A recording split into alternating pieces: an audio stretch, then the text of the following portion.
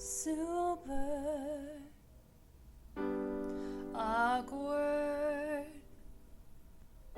Funcast. You're listening to the Super Awkward Funcast. Yeah.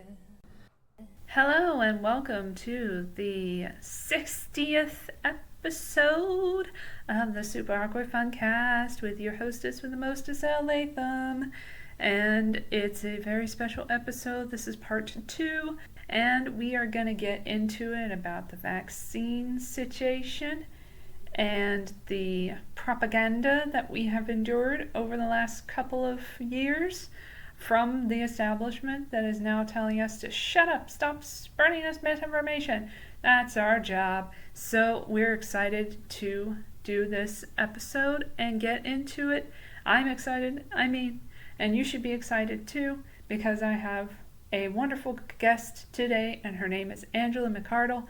You might know her from the Libertarian Party. That's the party that she represents, and she is a longtime friend of mine, or I used to hang out with her back in the day in LA before it became a shithole. And now she has moved. So let's get into it. And I am here with my special guest, McArdle. Hello, Angela. Hey, thanks for having me. No problem. I'm so glad to have you on the show because I see a lot of your tweets and I agree with them a lot, frequently. And I just love to hear other people's perspectives, and it's good to have a guest every once in a while, so I'm not like in the void of like an echo chamber kind of situation.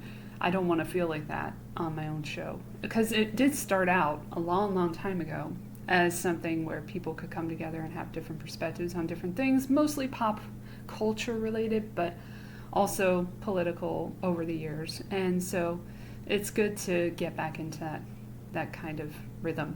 But anyway, enough about the podcast. Let's introduce my guest. Give us your credentials, your political affiliation, all of that jazz, fun stuff. Sure. So I am the former chair of the LA County Libertarian Party. I did that for about 4 years, and I am currently chairing the National Libertarian Party. So I run the third largest political party in the country, and we are obviously very busy all the time, fighting for our individual rights, speaking out against mandates and lockdowns and all things of that nature. Yes, and I applaud you for that. I think the Libertarian Party specifically really stepped up during the ridiculousness that we've suffered through the last almost 3 years of, the lockdowns, which we'll get into later, and the vaccine mandates, which we predicted. A lot of people in the Libertarian Party and outside of it, and unaffiliated like me, were predicting that. And I did so on my podcast with somebody who was gaslighting me. I don't want to get into it too much, but it was very difficult, and I'm sure you've experienced that with your friends and possibly family, that people would be like, oh no, this is conspiracy theory and this is never going to happen and don't worry about it, you're looking too far into the future, you're making shit up, and again, that's what we were told by the media and the government as well, the world government, not just the government like of the US, but we'll get into that. So like, it's just been very difficult to be someone who is liberty-minded, who is individual, who wants individuality, like myself, which is something I do agree with the Libertarian Party on. And I would probably be in it if I were convinced that the electoral process was even worth a fuck at this point. I support a giant meteor, so that tells you where I am. I hear you on that. Like, it's a struggle, man, when you see how seemingly hopeless electoral politics look, and how it just looks, so much of it just looks rigged and like theater, just performance art. It's frustrating to want to contribute any of your time into something that you think is just totally futile. So I feel you on that. Yeah, but I think there's a lot of things that we can all find common ground on. And I think that's really something that I learned also through this experience is that I don't agree with everybody about everything. And how could you? Like, I don't agree Right. with myself about everything on everything. So, how could I have to bridge that gap and I have to find things that I do agree with people on, whether they're very extremist in their views, because that goes both ways, as you know. Republicans and Yep. Democrats can be very extremist, which is why I never prescribed to either party, because as a child, even as a child, I was like, yeah, they're too much. These people are a little too much for me. I think I'm going to stay in the Yeah. middle. I think I'm going to be like an Yeah. independent. I'm cool. I don't agree with this and I don't agree with that. And I can't be in this club, I can't be in that club. So I'll just, be in my own individual club. Like, just party of one, please. Um, so that's something that's really good. And I really find that it's weird because, and I'm sure you agree, you probably agree, it's easier sometimes to find common ground with conservatives nowadays than it is the liberal, the people who label themselves liberals but are not liberal in Yep. their actions. Well, Um, it's really like which group of people is more open to rational discussion right, and is less quick to vilify you, call you names, and dehumanize you. true. And lately, that's been people who are more to the right politically, and unfortunately, that's just the reality. And And they, there are still a handful of good principled people on the left. They've broken away from the Democratic Party and they're doing their own thing. So correct. like I have a good relationship with the remnants of the anti-war left and some of the people from a small minor political party called Movement for a People's Party. They're like ex-Bernie bros who are very anti-war and they're also anti-woke. So it's been interesting to kind of navigate the political fallout of the last few years. For sure. And then, what was I going to say before? Oh, yeah, conservatives, it seems, have been at the forefront of the liberty kind of movement in the last few years, of this control apparatus that they've, used against us through the COVID-19 Yep. restrictions. The masking, which they'd said, don't worry about it at first. Like, you don't really need a mask. And we went over that in the last episode. But just to recap. And then all of a sudden it's like, everybody get a mask. Everybody be afraid. Da, da, da. Be afraid for a couple of years. And then it'll die out a little. And then it'll come back again. And then you'll have to do the thing again. So we did that twice in LA. I'm sure you know. The Oh yeah. mask mandates. And I was like, oh my gosh, they're doing it again. Like, because they could. They got away with it the first time, so they said, okay, we're going to do it again because people were up for it. And then when they tried to do it a third time, people were like, fuck you, we're not doing this anymore. And they're like, ah, oh, never mind, we were just kidding. Don't Yep. worry about it. Absolutely. They'll do whatever they can get away with. That's exactly true. And that's what we were afraid of with the vaccine mandates. And what's weird is that I've said this before, I don't know if I've said this here, but I've said this elsewhere on another podcast, that I was aware of things before they happened because of how many people I looked at and saw their content. And one of them many years ago was like, there's going to be vaccine mandates. It doesn't feel like it right now. Like, everybody's going to have to get vaccinated and stuff. And I'm like, oh shit, not me. And I never changed. Oh Yep. yeah, I guess I've just announced my status. I don't give a shit. But anyway, the winter of death has eluded me. Sadly, I have not succumbed to the death that was foretold by the establishment media and U.S. government. But anyway, like, I prepared for such an event. Well, I prepared monetarily. I like saved up a lot of cash, which I still have reserves of, and I made sure that I didn't spend a shit ton of money because I knew that something was going to happen. I didn't know about the lockdown specifically, but I knew something, an apocalypse was coming, is what I thought. Right. So I had to be prepared. And I also, when the disease happened, when it first arrived on the U.S., via the fucking cruise ships, amazingly. Right. When that happened, I told like people at work, oh, this is just a virus. It's not that big a deal, or whatever. And then I looked into the Wuhan lab, and I was like, wait, this Wuhan lab of virology, this is looking like interesting to me. But I said that after a coworker, I'm gonna shout him out, Mike. If you're listening, which you aren't, but if you ever listen to this, you got me convinced that shit was happening, that a pandemic was occurring, that something was planned and it was being implemented, and it was through the lab, which now we know is like the kind of only possibility.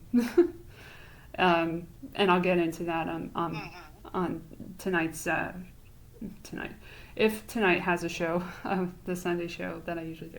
But anyway, basically, I saw the articles when they came out, and before the media really looked at it and was even talking about conspiracy theories, I was already figuring out what the conspiracy was. And, the January 2020, I think, article about the Wuhan lab, which I was sharing on social media before a lot of people in the mainstream media, because indie media was always ahead of the mainstream media with this stuff. And Always. shout out to like Ryan Christian, because he's like been at the forefront of everything as well.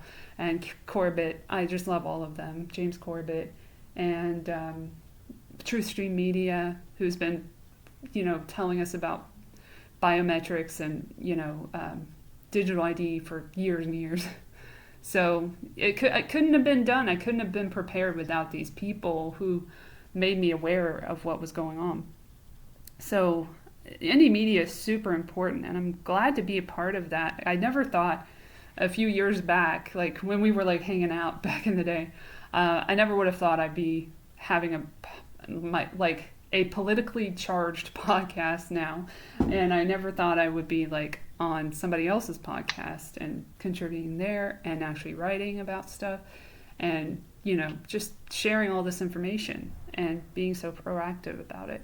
Because information is power. Like it's so important that we be informed. That's one of the great things about the information age and the rise of the internet is it's so frustrating, watching cancel culture unfold and seeing people deplatformed. But it is impossible to totally silence someone because you can't always go somewhere else. There are ways to get the message out. True. And people who are hungry for the truth are going to search for it. Indeed.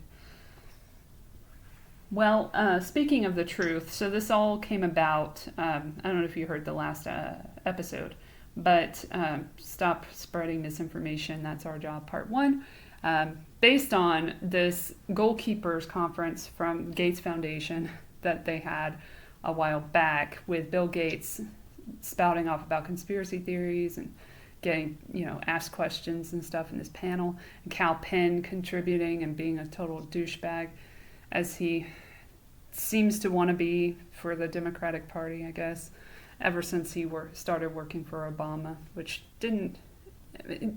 it's funny that like all these people still think Obama was the shit. Like it's so insane, because were you seeing the same shit I was seeing? No, because you're like rich or whatever. I don't know what you saw, but it is not what we all experienced during that time. It was not all hunky-dory, everybody's happy. No, it was not. Bombs in Muslim countries, so mainly Muslim countries.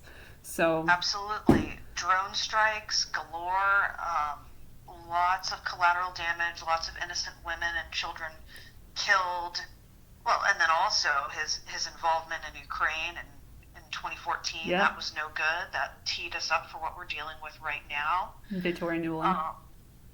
And then we had riots in Ferguson, Missouri, really kicking off Black Lives Matter. BLM, the rage, the palpable rage and racial divide. Before it got co-opted.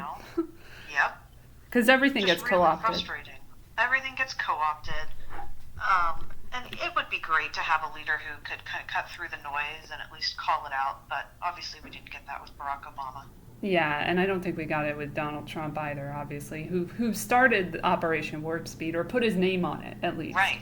and has Right. still said, "Oh, get your vaccines. Like, I got my vaccine. You should, you do what you want, but I like the vaccines and everything." And also shilled for Gavi, as I've talked about in the past, which is the Vaccine Alliance from Gates Foundation.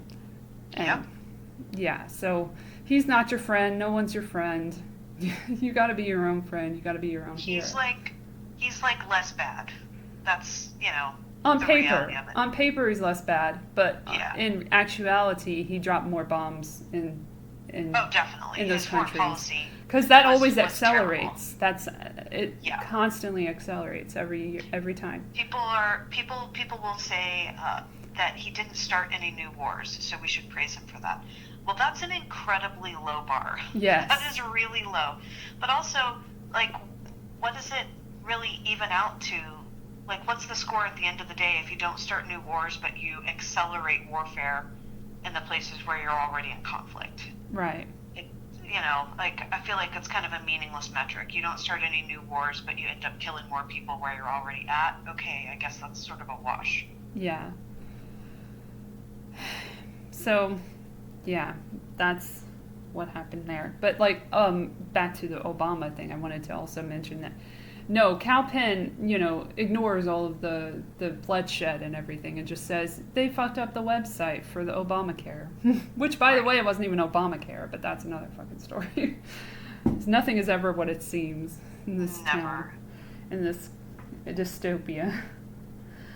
Speaking of dystopia, so this conference had a lot of misinformation talk, which they're doing a lot in these things, where they want to crack down on speech and make sure that everybody agrees on the official narrative, which is funny because that changes. So what we're going to listen to now, and I think I only have like 2 videos or whatever to play, but this is one of them, and it's propaganda, basically.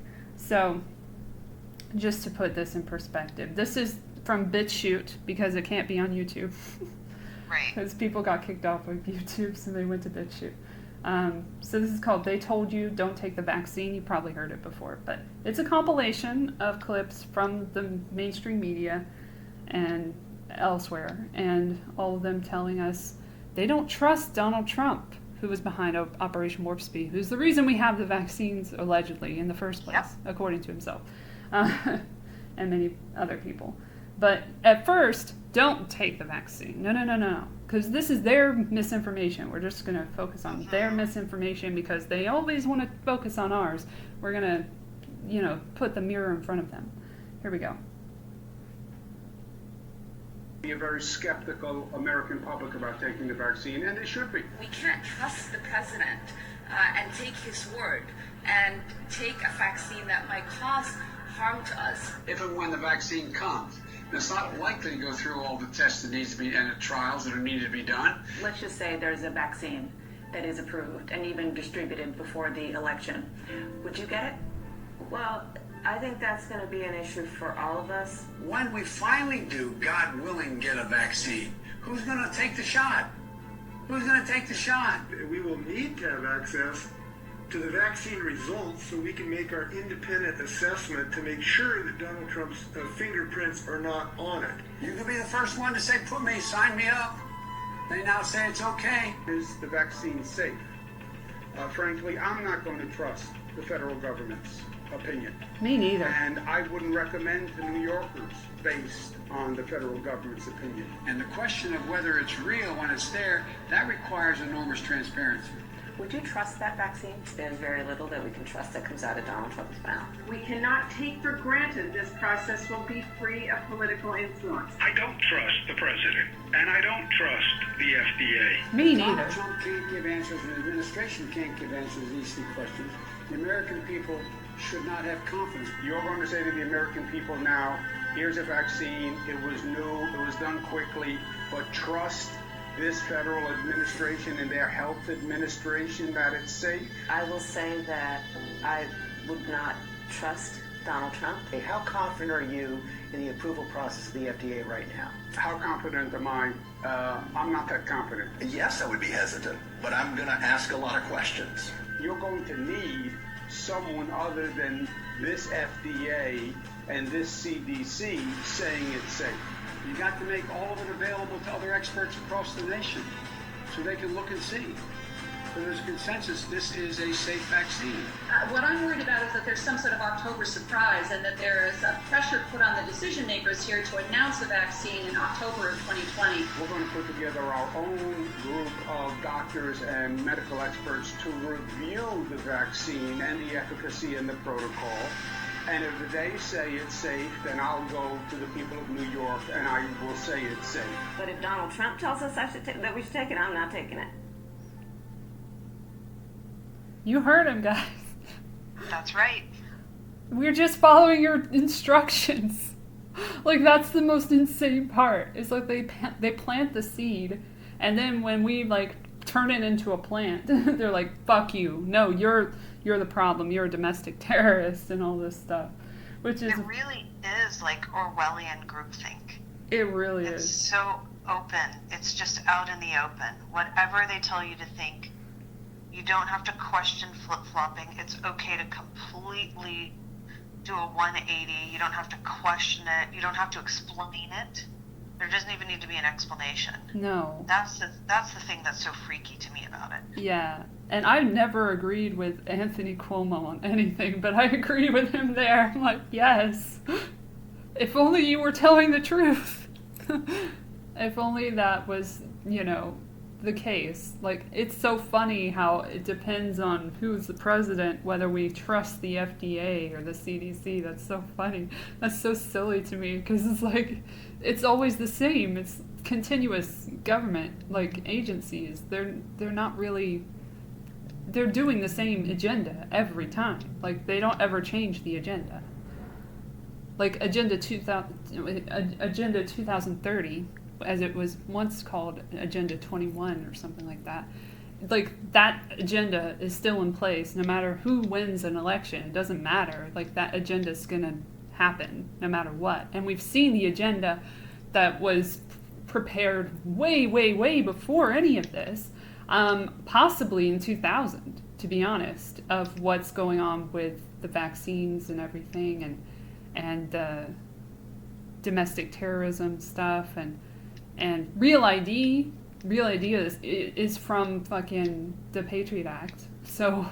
Oh, absolutely. So, like, I've looked at that, and I've been looking at it lately, and I'm like, I got to get a passport at some point, because I'll have no other choice in the future. So, but a passport would be better anyway. I feel like it's more solid, and it is a good alternative, I guess. But I wish they didn't have to put fees on every goddamn thing so you can't go anywhere. Like, once that started, like, I feel like that's when a lot of this power given to the government was happening, is once they put taxes on every goddamn thing. And renters were like, okay, fine. And, you'd be buying something, sales tax, and you're like, okay, fine, it's part of life. But taxes aren't a part of life. That's another thing about the Libertarian Party that I also very much have common ground on, is taxation is theft. It's not real. Money isn't real to begin with. It's dead. But it's funny, like here in LA, in California, they're giving us a stimulus at some point in the future. They're giving me a debit card probably, because I don't give my direct payment information to the IRS anymore. Right. Because I'm like, I don't really think I want to do that anymore.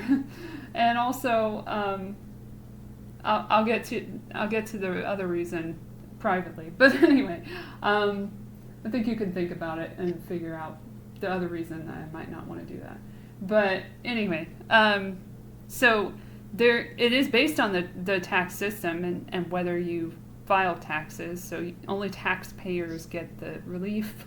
The inflation relief is what they call it. Right, the inflation creation. Yeah, it's a controlled demolition of the economy is what I say. So it's like They create the recession, and then they problem, reaction, solution. Then they provide the fake solution to it.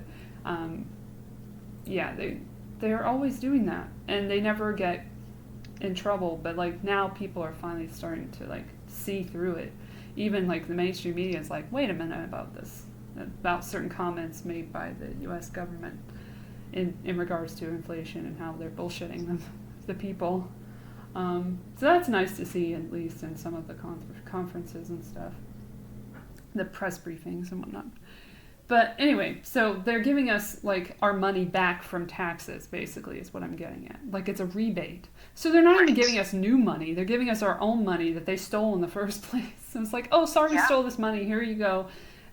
Enjoy trying to get groceries and gas and stuff with $300. It's like if someone broke into your home and then gave some of your stuff back after they robbed you. Exactly. That's exactly what it is. And it's also trying to, get people currying favor with the voters and trying to stay in power, which a lot of these people are trying to do in all of these positions. Then there's a lot of power plays with the LA City Council, which I'm sure you've seen a lot about and read about. But, it's just crazy political times. I have no dog in the race in the midterms. I don't give a fuck. I want the mail to stop because the mail is incessant. It's like every day is some stupid prop that they're telling me about. And I'm like, I don't care. You're not going to use my money for anything good anyway. Why do I care? You were supposed to use my money for H, the Proposition H, or Measure H, or whatever it was, for the homeless situation, which is exacerbated during the pandemic and the lockdowns and the evictions that totally happened, even though they weren't supposed to. But there were evictions, definitely, during that eviction moratorium. And also, keep in mind, the eviction moratorium is up, which means interest, baby. So that's where they get you. They don't get it all at once, but they get it eventually. They get all of the money eventually. That's why I never fuck with interest accruing shit other than the student loan, which you had no fucking control over. But anyway, that's just what I wanted to say about that. If we move on to their propaganda from the media, this is from David Klepper from AP, good old AP, which once worked with the Nazis, so that's fun. Everybody worked with Nazis. It's fine. Back then it was fine. Now, not so much. Now it's fine again, actually, but in a different way, because now it's like the media is not just the media, the military and the U.S. government and the world government on a whole, pretty much, is all in league with Nazis now. And they're the good Nazis because they're against the other people that they don't like. Just like the Taliban were the good Taliban when they were helping against Russia back in the day, before they became the Mujahideen, or before people knew about the Mujahideen and their actual motives. And I'm sure that most people aren't even familiar with that, and how the United States government armed Osama bin Laden, and everything that went down in the late 1970s. And CNN with the interview in the cave that'll never leave my mind, that I showed to my psych once, and he was like, wow, really? This happened? I'm like, yes. He's like literally threatening the U.S. government and the U.S. people of an attack in 1999 during an interview with CNN. So they knew where the fuck he was. They just lost the address at some point, I guess. What are you gonna do? So anyway, that's all connected to the COVID-19 pandemic too, because again, this is all connected to terrorism. We want people to be terrorists. If they're labeled terrorists, we can control the media, and like what people see, and the misinformation can be rooted out, which is actually not misinformation, but will be labeled as such, like it is on Twitter and Facebook and all these other platforms. YouTube, of course, which decides, through fact checkers, who are fact checked themselves. Don't worry, we fact check the fact checkers. Go fuck off. I can't. That's not good enough. And then Elon's going to do the same thing on Twitter, because they're all in the same fucking club. They're all doing the same shit. Same agenda. The Ministry of Truth. People. It's just been outsourced. Pretty much. They've just outsourced. Yep. and billionaires run the world. Trillionaires actually do, but we don't talk about them. Anywho, this article is called Viral Thoughts, Why COVID-19 Conspiracy Theories Persist. Gee, I don't know, because the U.S. government told us all of this shit beforehand that I just went over. April 6, 2021. Maybe they have something to do with it, but we don't mention them. No, that's not important. So this is from Providence, Rhode Island. I'm just going to give you like a little bit of it, because it's one of those propaganda pieces that's like about a specific person. They like pinpoint somebody and then do their story and shit. One of those. One of my faves, little facts, just anecdotes. So Daniel Roberts hasn't had a vaccination since he was 6.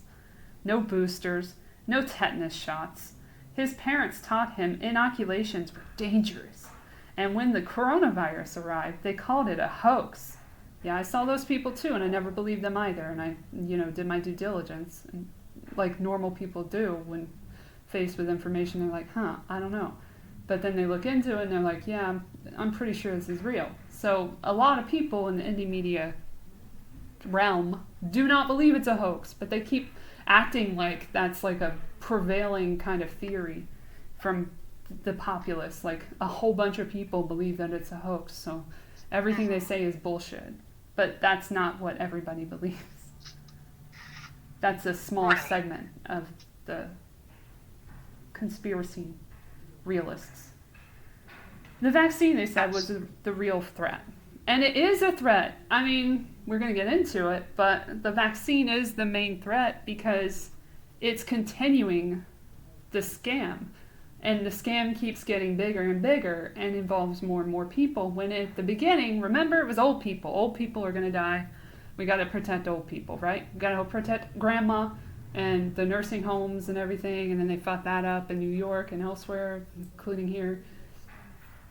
And then it was like, okay, well, now everybody's got to be protected because money, because profits. We need profits. Right. For Big Pharma, for Moderna, Johnson & Johnson for a while, not so much now, but they had to settle some lawsuits. They needed a little more money to do that. So they let them stay in the race for a little while, and AstraZeneca in many countries, and also, obviously Pfizer, which had one of the biggest fraud settlements of all time in Big Pharma.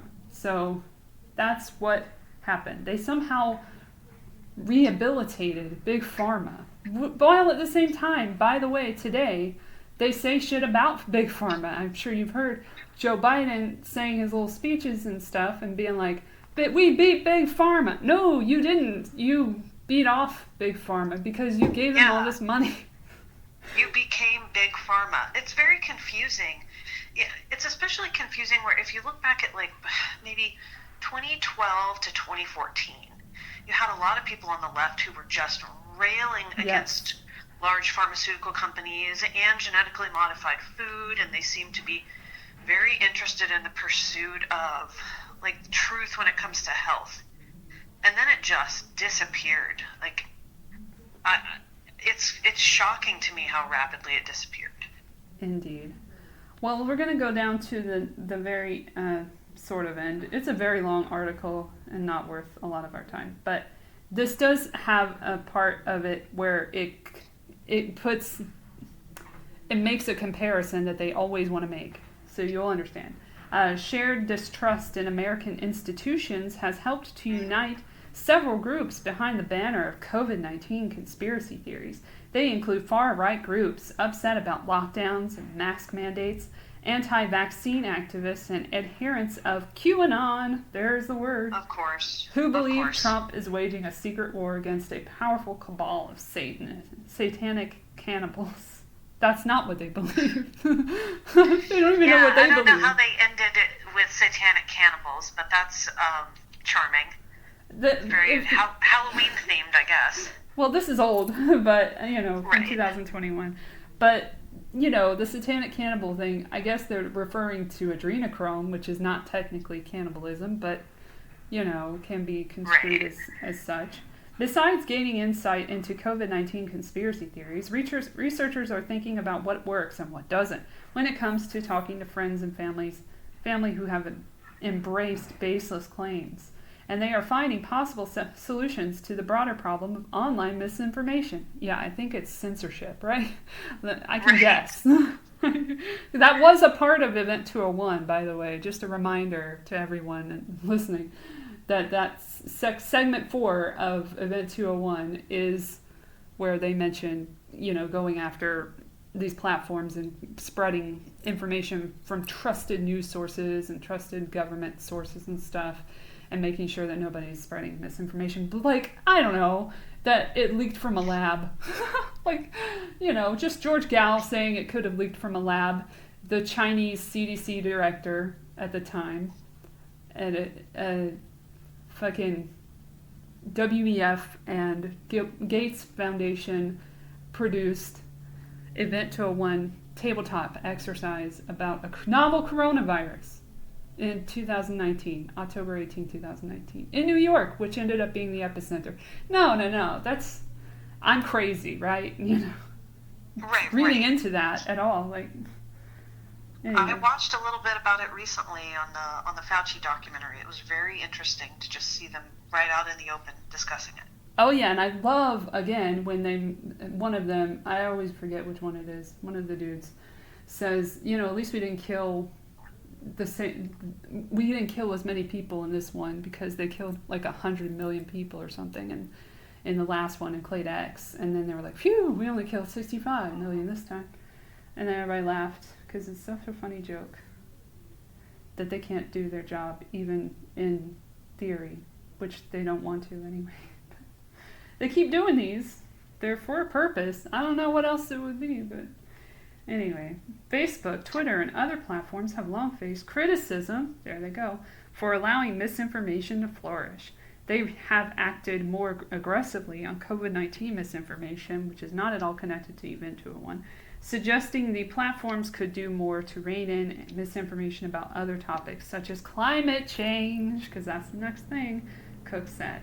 So yeah, they're already at this point in 2021 pointing at climate change as the next frontier of going after misinformation, even though a lot of the stuff that we hear about climate change is misinformation and is revealed to be so later on, as Corbett has gotten into extensively in the past. And so it just never ends, Addressing our species' attraction to conspiracy theories might be more challenging. Teaching critical thinking, them talking about critical thinking is hilarious to me. Wow, you don't want critical thinking. Yeah, no, there were news articles released basically condemning critical thinking and telling people not to do their own research. They literally at the beginning were trusting science, trust science, trust science. Right. But science changes, and now they're saying science changed. But they didn't say that then. They said trust the science, so people trusted it, and then it fucked up, and it didn't end up being trustable. And then they're like, oh, oops, my bad, it changes, it's whatever. That's absolutely insane. So then it says, addressing our, I already said that part, and media literacy in schools is essential, experts said. Again, these random experts, we don't even know who they are. Since the internet will only grow as a news source. In recent years, an idea called inoculation theory has gained prominence. It involves using online games or tutorials to train people to think more critically about information. One example, Cambridge University researchers created the online game Go Viral, odd name, which teaches players by having them create their own misleading content. Studies show the games increase resistance to online misinformation, but like many vaccines, the effects are temporary. Oh, really? Oh, we're going to say that? Funny. Leading researchers to wonder, as Cook said, this random dude, how do you give them the booster shot? Someday these, apparently just throw it in their face and be like, take it. And then a lot of people just fall in line. And then a bunch of other people are like, nah, I'm good. And then they're like, well, we're giving it to children now. What? Why? I don't know, but we need to. Someday these games might be placed as advertisements before online videos or promoted with prizes. Yay! As a way to regularly vaccinate the public against misinformation. Oh. Yikes. Yikes. It is interesting, right, how we have called, I guess, the industry, academia out for redefining the term vaccine. Yeah. And here they are also using it to talk about inoculating people against misinformation. Like they're redefining it, and then they're also redefining its context within like popular language, if that makes sense. Yeah. Like they're conditioning you to accept whatever their interpretation or version of this word is. Yep, it's pretty crazy. And then that reminds me of like all the propaganda from the WEF, in terms of like classroom, videos and stuff, and like in, what is it called, like online, learning, whatever it's called. It has a name, but like, yep. They're out of school, so we have to give them these propaganda videos and about what the future is going to be like and stuff. It's just fucking creepy what they were prepared for. It's funny. Like, they were just prepared for everything. It's so weird. And that's not at all that it was predictive programming at all. Like, it's not something we should look into and be mindful of. We should think critically, but not too critically. Then there's this fucking piece of fucking propaganda, which I found from August 2021. Again, we're going back, because this has been a long time that we've been getting this misinformation from them. So this is from MSNBC, good old MSNBC. And it's called, "These COVID-19 conspiracy theories can kill you." Experts warn. Wow. No, the drugs don't kill you. No. Wow. The theories do. No, this is can wild. Kill you. This is wild. That's why I said they can kill you in the links. Okay, so here we go. After you go Ari Melber. Good go dude. through the range of vaccine objections on speed, safety, equity, eventually you run into people who oppose vaccines based on completely false. This is kind of long, but and this predates COVID or this Trump era. 1 in 5 people who are dubious about the COVID vaccine say it's not the COVID vaccine. It's not just this vaccine. They don't trust vaccines in general. And so-called anti-vaxxers draw heavily on a man now known as a doctor who fooled the world, who put out material falsely linking an MMR vaccine with autism, a so-called study that has been withdrawn over falsified data. And apart from right-wingers undercutting vaccines today, which we'll get to, Oh no. public vaccine skeptics include liberal icon Robert Kennedy Stop. Jr.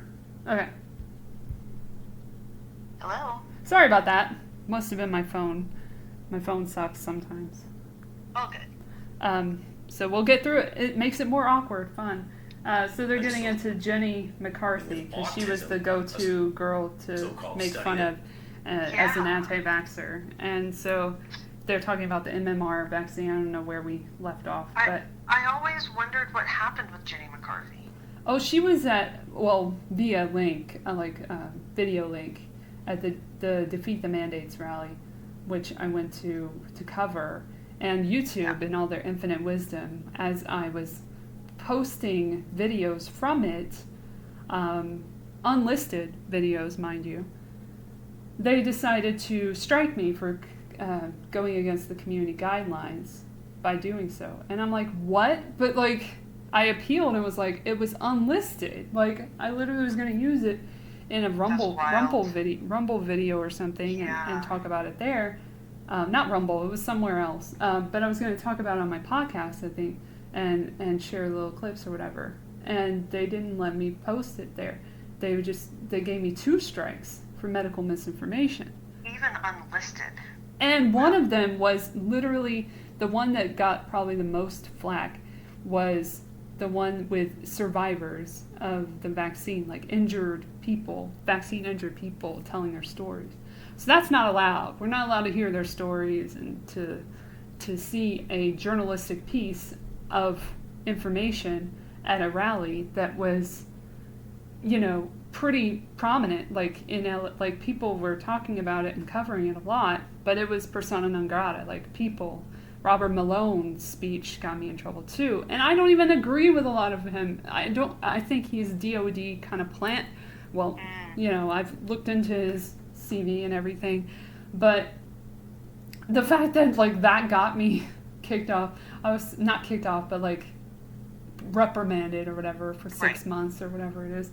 I was just pissed. I was just like, really? I can't even unlist a video? Like, it wasn't private, it wasn't public. It was literally unlisted. Nobody could find it. And I was just like, are you fucking kidding me, YouTube? So that was one of those instances where I was just like, fuck. Like, it's come to me now. Like, they're noticing my little channel. Like, that's when you know it's like everybody's going to be affected, no matter how big or small they are. Yep.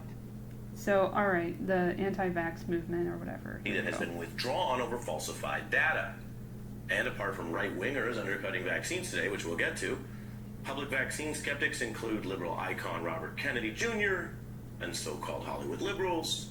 And these conspiracy theories have consequences apart from COVID. Measles, they didn't even say her name. I love that. They They didn't say her name. They said certain Hollywood liberals, and then she showed her face on the screen. Right. They can't even say her name. Like, I love when people can't even say what they're talking about. They, like, have to be vague about it. Like, trigger warning, like, in a news thing. Like, it's like a cowardly way to go about things. Yeah. It was finally eliminated from the U.S.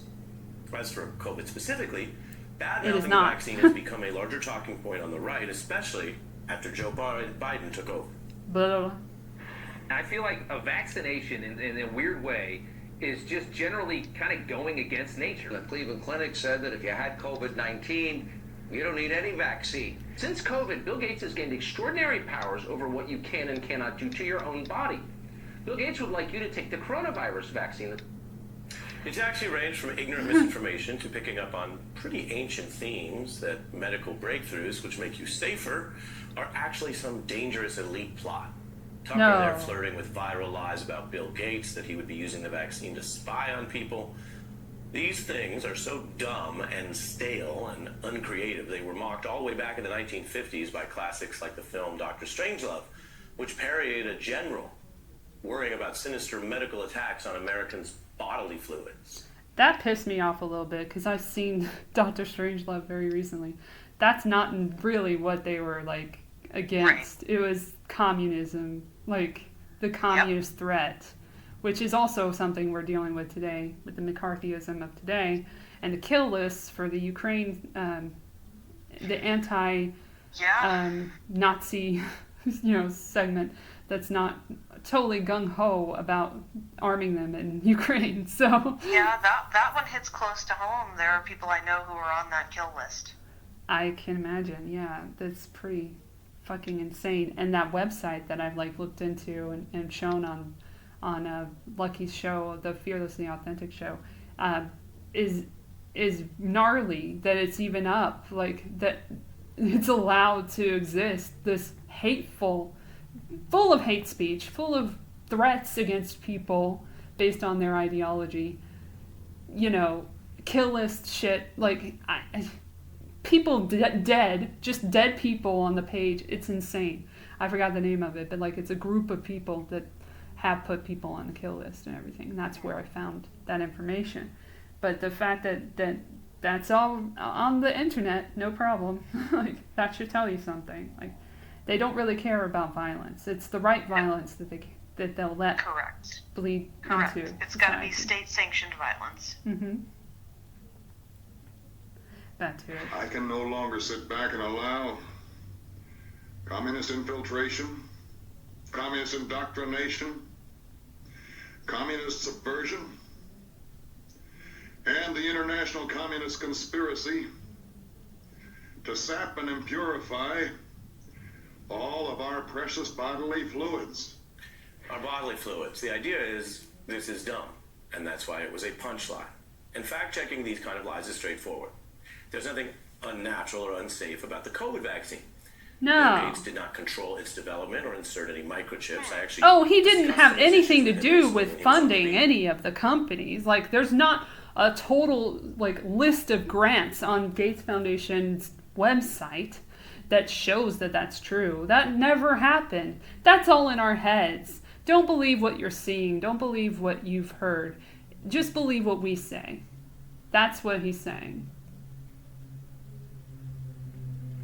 That's the misinformation that I'm talking about. It's like they say this shit to your face as if it's true, and it's not. And they know it's not true because I'm sure he knows everything about Bill Gates. He's not a fucking moron. He is somewhat a journalist. Yeah, no, it's that classic Soviet technique that Alexander Solzhenitsyn describes, which is they lying, they're lying, you know they're lying, they know that you know they're lying, but they're still lying. Yeah. It's just everyone acknowledges it's a lie, and then we just continue forward, going along with the lie. It's really disturbing. It is. All right. Next. We do know where some of the conspiracy theory came from. Gates actually predicted something that's begun to happen. Governments He predicted so-called it. vaccine passports or paperwork to prove that people are vaccinated for safety. Now, Gates said before there was a vaccine for COVID that people may use digital certificates to show testing or vaccination. This was in a discussion online at Reddit, which was deliberately turned into a lie by activists with a totally different agenda, who later admitted they twisted that quote, pushing the Gates conspiracy as a quote, biohack into the mainstream. To which I say, whatever. Now, while many websites are interesting places to connect and chat or find entertainment and music, memes, let's be clear. They have proven to be a very dangerous substitute for factual information or for visiting your doctor. Indeed, for all the criticism of Fox News, and we've done some of that, studies now show people who rely on Facebook for their COVID information are even less likely to get vaccinated than Americans in general, or than people who rely on Fox News for their COVID information. That's part of why President Biden accused Facebook of effectively killing people, and the White House has been putting more heat on internet companies to address misinformation that goes viral, which makes them money. Now, here's the thing about disinformation, and why if you're watching this, you can use some of this when you talk to people, because we're all in this together. We're all in this together. Remember how they were saying that all the time? All of us. You're against us, but we're all in this together. Yeah, severe winter of illness and death altogether. Exactly. They want to kill us all together. It's the same way fraud works. People can pay top dollar for a fake Rolex because they think it's a Rolex. If they find out it's not, it's really truly not a Rolex, well, then they treat it like the Fugazi junk that it is. And that's as true with a fake Rolex, a Fugazi, as it is with fake disinformation that can actually get you killed. Or fake vaccines. It's all a Fugazi. You know what a Fugazi is? You can't even say it right. It's a fake. Yeah, Fugazi, Fugazi. It's a Wazi. It's a Woozy. It's a fairy dust. It doesn't exist. It's never landed. It is no matter. It's not on the elemental chart. It's not real. Right? All right? Stay with me. We don't create. We don't build anything.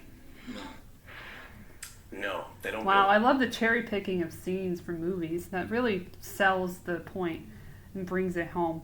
But fun fact about The Wolf of Wall Street, it was actually built on fraud. The making of the film was a fraudulent act in and of itself, involved with 1MDB, the scandal that nobody pretty much in the indie media covered except me. So I've done some extensive coverage on it. Not the trial as much, but there was a trial with the Prime Minister of Malaysia who was sentenced to, I think it was 27 years, but I can't remember, for fraud, using the funds. And then also he had his stepson that was involved in the company, Red Granite, which ended up making The Wolf of Wall Street and using all the funds from the people of Malaysia that was fraudulently acquired. And also, fun fact, Joe Low, I forgot his name, Joe Low, I think.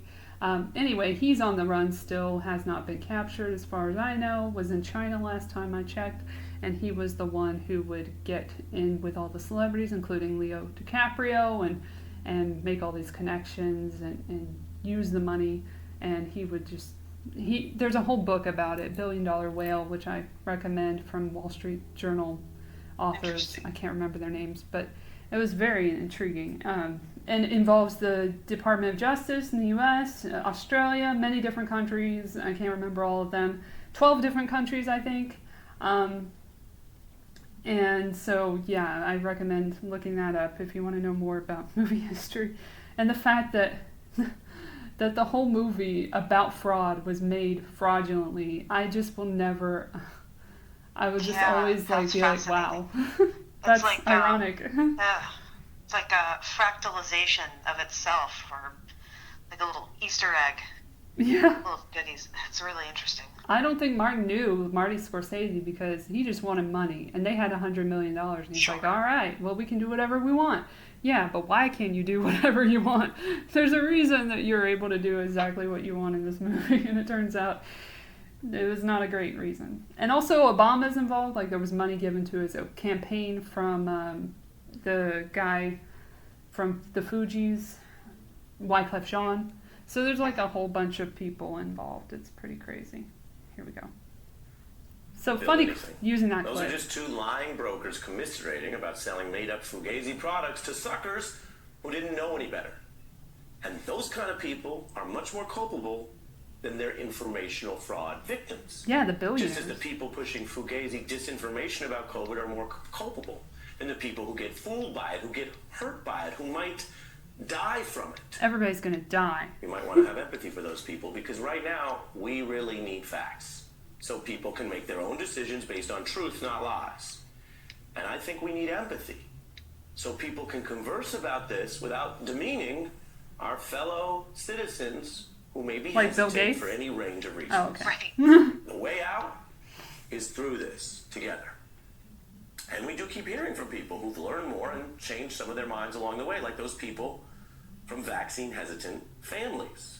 We heard from them Mostly recently, black families. like By the way, I'm two looking at women two who black lost women. Yes. one a daughter and Yes. another a brother who were Let's not not, vaccinated. So, talk after all about of this that. tonight, looking at the valid and less than valid objections, and thinking about avoiding the Fugazi plots online and on Facebook that want to confuse you so you don't make good decisions, well, after all that on this tough topic, these individuals I mentioned get the last word. That's the most selfless thing that you can do. Right. If you say you love yourself, get the vaccine. Yep. Do it for yourself, do it for your family, do it for your community. Do it for others. Do it for your children. Do it for your neighbors. If you do not care about your own life, think about the future of the world. Think about the children. They deserve a fair chance of a life. This is who we are. I love how it ends on, this is who we are. Yes, it is. This is who you are. Fun fact, a year ago, he put in the comments, what myths have you heard about the coronavirus vaccine? If I were to answer that, I would be like, that they work. That they work, right. That's the biggest myth, that they don't cause myocarditis. Correct. Yes. And it's funny, like, the elephant in the room about the black subjects of the Tuskegee experiment and everything, and how that influences anti-vaccine views, and the fact that vaccine mandates in and of themselves is legalized segregation, and they don't ever talk about that. They don't want you to think about the fact that it's mostly black and Latino people who are affected by those. Yep. So make of that whatever you will. I mean, the city of LA had, I believe, 60% of the black population was unvaccinated at the time they tried to roll out their mandates. Yeah. And they talk about the racist shit that they say, in private, in their discussion. But it's like, all these people fucking voted for the mandate who are talking. It's like, I already knew they were racist. I didn't need this conversation. Their actions spoke louder than their words for me. And I pointed out how fucking horrible Nitya Raman was, who is my representative technically, who's in my district, who I voted for. That was the last fucking person I voted for. It was a major mistake because I felt like I was betrayed, which was like are you surprised? One, she didn't do anything about the homelessness. Two, which she said she was going to do. She ran on that. And then two, she was racist as fuck and agreed with Nuri Martinez, who, as it turns out, is racist. And, Totally. and not just anti-black. Let's not couch it in anti-blackness. Racism comes in all people. Like, anyone can be racist. Latinos can be racist, let's just say. Especially, you know, against black people. And there's, like, Asians who are racist against black people are racist against Asians, all of that kind of stuff. And black people can be racist against white people. It's totally true. It's totally valid. All kinds of racism exists. Prejudice, if you want to get more, you know, nuanced or whatever. So that does exist. And so when she heralded the vaccine mandate that started in November 2021, I wanted to punch her in the face so bad. I was like, you fucking asshole. Oh, you agree with her. Great, thanks. I'm glad you found some common ground. Thanks. Against us. And I just noticed everything went to shit here, and it wasn't too long, just a few months, until they were like, fuck it, never mind. We can't do this anymore. And I was a part of that. It's interesting how that went down, right? Yeah. So the LA County Libertarian Party filed an initiative to overturn the mandate, and it had huge, broad support. So what we did was, as soon as they announced they were going to do the mandate, we got on city council meeting public comment 3 times a week, and we would line all of our guys up, and you only have 1 minute, right? So we write down and practice what we're going to say, and we get on the phone. And when it's our turn, you've got 1 minute, and you just say, hi, my name is Angela, whatever your name is. I'm with the Libertarian Party of Los Angeles County. We oppose vaccine mandates because we think they're a gross violation of your constitutional and your natural rights to bodily autonomy. If you want to work with us, we would love to have you regardless of your political affiliation. This is for everyone. Contact us here, and we'd leave our contact information, and we would have 3 or 4 people each meeting say that. Every time we'd get 30, on average, interactions. My phone would ring 30 times. I would get emails. Tremendous amount of support. So once the mandate actually went into effect, we rolled out our initiative, started collecting signatures, and there was a media frenzy about it for about a solid week. And then within about 6 weeks, I had a call from someone who worked at City Hall who said that they were going to scrap it because they were afraid it was going to go to the ballot and that they would lose. Pretty fascinating. I believe that. Yeah, they knew that it was a very contentious subject after, you know, we made a big stink about it. And I've been to a couple of protests about it as well. And, you know, I made a public comment on their website. I guess I should probably share that too. I could probably find it on my computer real quick. Where did I put it, though? I don't know where I put it. Is it in articles? Nope. Anyway, it was basically saying, take it off the table. Like, this isn't enough. It's great that you're thinking of doing that, but you need to make it so that this never happens again. We don't ever want to have this happen again. Yep. Here it is. I found it. Okay. This might sound weird on the... No, I think I'm far enough away that I won't hear the clicking. But anyway, it's Elle. I just put my name. And this was March 30th, 2022, 11:06 a.m. because they wouldn't let me on the phone. So I was like, let me make a public comment on the website. So this is my public comment on that day when they got rid of the vaccine mandate, but they left it on the table. I said, I'm glad you're considering doing away with the vaccine mandate in LA, but the truth is it should never have existed in the first place. And the fact that it ever did should embarrass everyone on this council and in this city. You enabled segregation, and through the guise of public safety for over 4 months. This is not something that you can just come back from and bring up later when it suits you down the line. You must pay for the pain inflicted on the community you pretended to serve.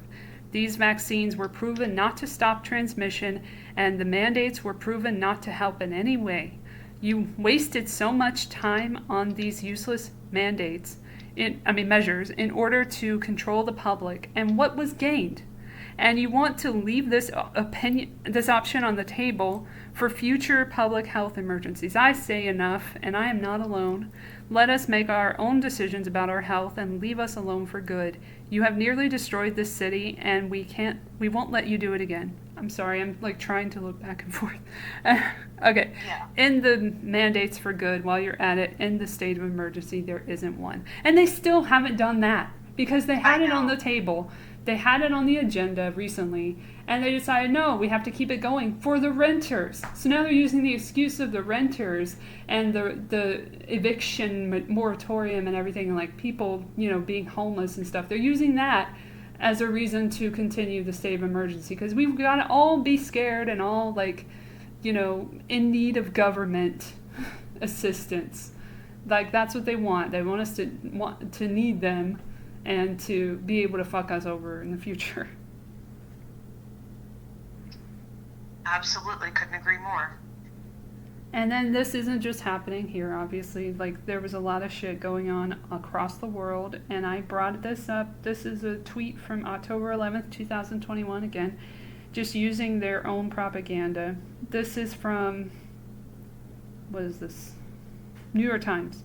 So I read this New York Times article from October 10th, 2021, that was about a mass vaccination kind of experiment in Brazil. So these are the parts I pointed out as really alarming. Most received the vaccine offered by Pfizer, and this week the drug maker said that presented an opportunity. They love their opportunities. Pfizer announced that it would fully vaccinate everyone in the city over the age of 12 so it can carry out a study of the safety and effectiveness of the vaccine. The company will work with local health officials, a hospital, a university, and Brazil's national vaccination program to monitor the transmission of the coronavirus in a real-life scenario after the whole population gets the... here it goes. Get rid of that. After the whole population has been vaccinated with the Pfizer-BioNTech serum, which is what it should be called because it's not a vaccine. The study will follow participants for up to 1 year to investigate how long vaccine protection lasts against COVID-19 and new virus variants. The study comes after the experimental inoculation of almost every adult in the southeastern Brazilian town of Serrana. That experiment was believed to be the first mass trial of its kind in which an entire town was vaccinated against the coronavirus before the rest of the country. So I just was like, that's interesting. That's alarming. That's strange.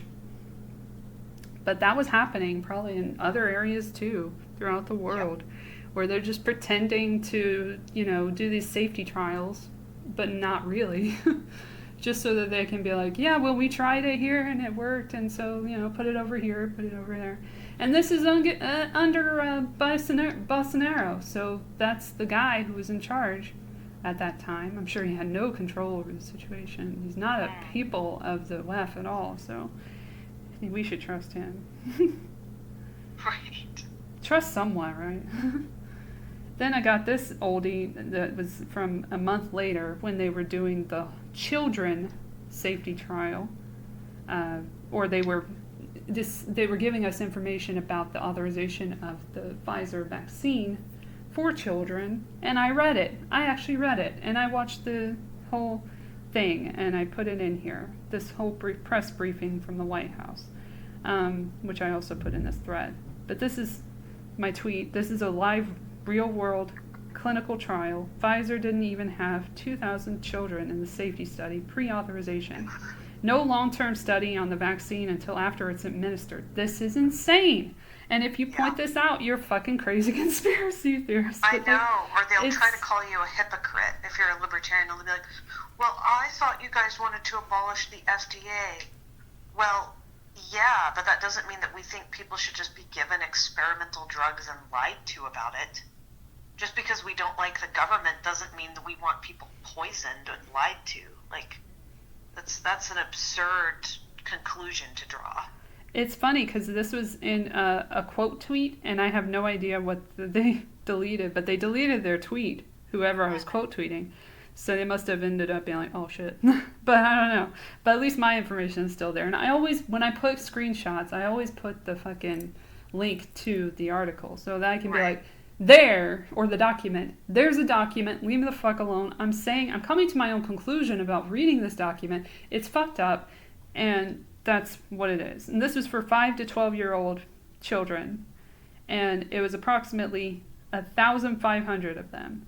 That's not enough. That's not a big sample size for this kind of study. For something so important. They care about children so much. They don't want children to die. They love children. Yeah, but you only put 1,500 in here. Probably because a lot of people didn't want to do it. Right. And put their child at risk. It's difficult. It's like a really challenging thing, like when it comes to pharmaceutical studies in children. 'Cause, you know, parents consent on behalf of the child, but it's like ultimately, like children, I just don't think children can give informed consent. And now they're changing it to where, like, or they want to change it to where they don't have to have parental consent. Right. And that they can do whatever the fuck they want. If they want to be a boy and they're a girl, they can be a boy. If they want to be a girl and they're a boy, they can be a girl. Like, you're seeing both happen at the same time, right? So and that's on purpose, yeah. Let's remove medical consent with vaccinations at the same time we're removing medical consent for gender transition. We're just going to completely normalize it. And then it's a fascinating paradox too, right? Because at the same time you see young adults infantilized and treated like children, and like they're too stupid to make their own decisions about student loans or guns or cigarettes. So you can get injected with experimental drugs, dramatically alter your body, you know, cut off or just essentially destroy your reproductive organs when you're under the age of 16. But heaven forbid you try to make an adult choice when you're 18 to 22. It's very weird how that's playing out. I feel like it's really like, it's like they want the government to take the place of your parents. Yeah, nanny government, yeah. And then they'll usher in the digital ID and biometrics data stuff. Like, I was just like looking, it's off topic a little bit, but looking at like apps for a fitness tracker kind of thing, like a Fitbit, but not a Fitbit, but you know, steps and that sort of thing. There's so many in the App Store on Apple or whatever. And I'm just like looking at all these ones, and they say right there, oh, it just rained. That's funny. I didn't think it would rain today. That's weird. But I just noticed. Anyway, we didn't hear any of it, but it did happen. So I have remnants of it. But anyway, so I was looking at the permissions or whatever, which is what I normally would go to and be like, privacy. Let's see what this says. And they sell the data on all these apps, like linked to you, personal identification, you know, whatever. And some of them would be like not, you know, personally identifiable information. I'm like, well, that's somewhat better. But, you know, they would say all these things in the privacy, and then someone would be like, it's just on your device. It's not going to be sold elsewhere. But we have third parties sometimes, you know, and they need information. But they get location information and stuff. I'm like, I'm not going to give you any location information, so you don't have to worry about that, because I don't even have it on. I didn't even turn it on when I got it at all. It's never been enabled, so I assume it's fine, because last time, who knows, but the latest phone that I got, I was just like, fuck that. I'm not going to have any permission for anything. I'm not doing anything privacy, you know, what is the word, like depriving or whatever, but like something that's gonna deprive me of my privacy in some way in some app. And I got rid of Duolingo because they got on my nerves and everything. So it is, you know, it's hard, but like I just looked into that and I was like, damn, there's like no choice that's like super good. And even the privacy one, like that says privacy, is not actually private, which is funny. But that's just one of those things. It's like they've taken over the health data and everything, and they want it to be given to the government.